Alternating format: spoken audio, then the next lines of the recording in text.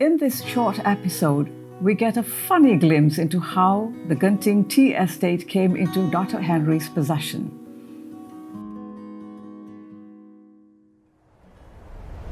So, back to Genting Tea Estate, but I became enrolled in the Malaysian Nature Society and made the acquaintance of two individuals who were keen amateur butterfly enthusiasts. One was a man called Wiki Fleming, who was a retired and slightly drunken planter, and the other was a man who was working at that stage as a town planner here for Kuala Lumpur and Petaling Jaya. And they told me about places where it would be interesting to go and collect butterflies, and indeed took me out to one or two of these places. One of which was a place called Genting Tea Estate, which at that stage was not derelict, but was not lived in permanently. There was a very elderly Chinese watchman who was addicted to samsu, and if you gave him 10 ringgit, he turned a blind eye when you crept through the hole in the fence to go and collect butterflies. And I frequently used to go up there at weekends, and I remember on one occasion sitting on the steps at the end of the lawn with a sandwich in one hand and a butterfly net in the other, little realizing that within 12 months I would be the proud possessor of Genting Tea Estate. And I came to hear that it was on the market quite by chance. I had a Chinese friend. We went up to Fraser's Hill one day over the weekend, and on the way back we were talking about collecting sites, and I mentioned the tea estate. He said, "Oh, that's up for sale. Somebody's going to buy it from Singapore and turn it into a cattle ranch."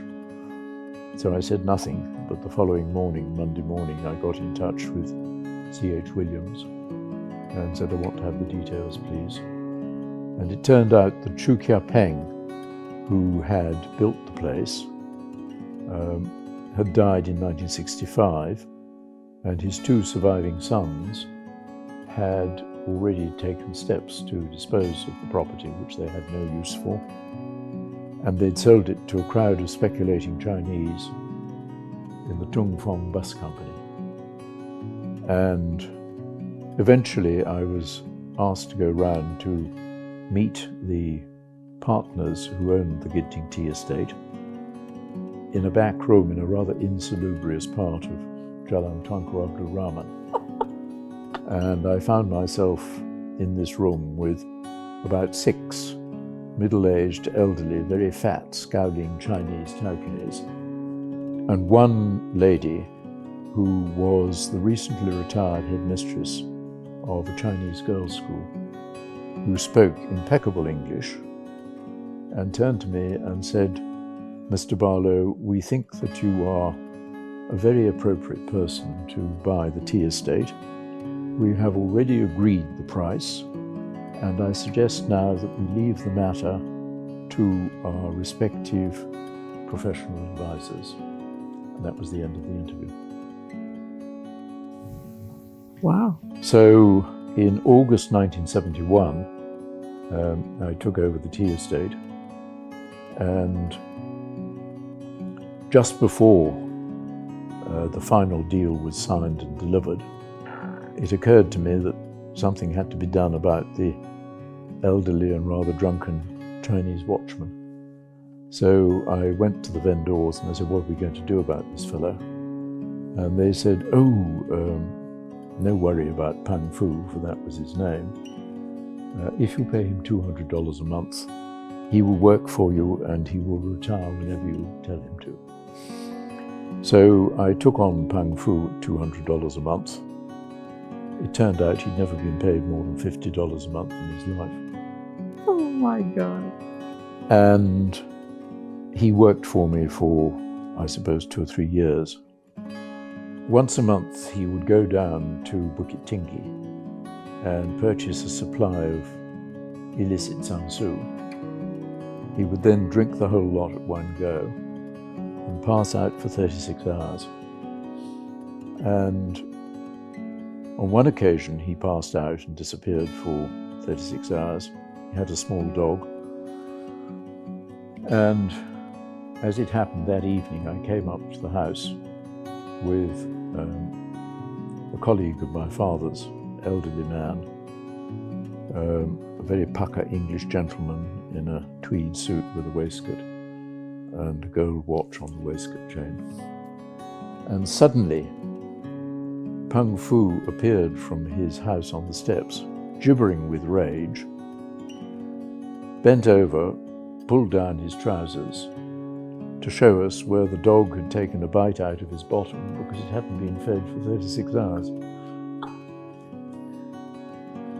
Later, Peng Fu hit his head on a flower pot, and it was clear that he was never going to be able to work again. So I arranged for him to be looked after at my expense in one of the Highlands Group hospitals on the way down to Klang.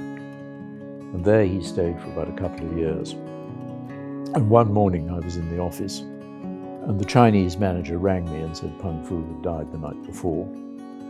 When they had gone through his meagre possessions, they found a passbook for the Bentong branch of the Kwangtung Association, which indicated that there was quite a large amount of money which he'd stacked away. So the Chinese manager rang the Bentong branch of the Kwangtung Association, where the man in charge said, "Oh yes, we know all about Peng Fu, and we're most grateful to Mr. Barlow for looking after him for the last few years. If you send us the bill for his funeral expenses, we will reimburse Mr. Barlow, and we will send the rest of the money back to his relations in what, of course, was then Communist China," which, as far as I know, they did.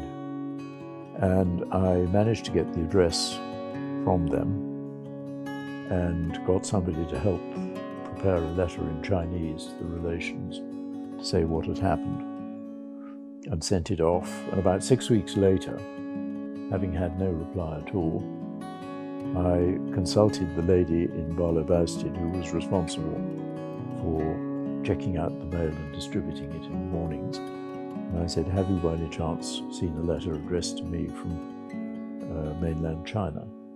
"Oh yes, Mr. Barlow. We saw it 3 or 4 weeks ago, and I assumed that it was communist propaganda, so I tore it up and threw it in the Westminster basket." So that was the end of my association with Peng Fu. Oh, such a shame. I hope you have found this episode engaging, and see you at the next one.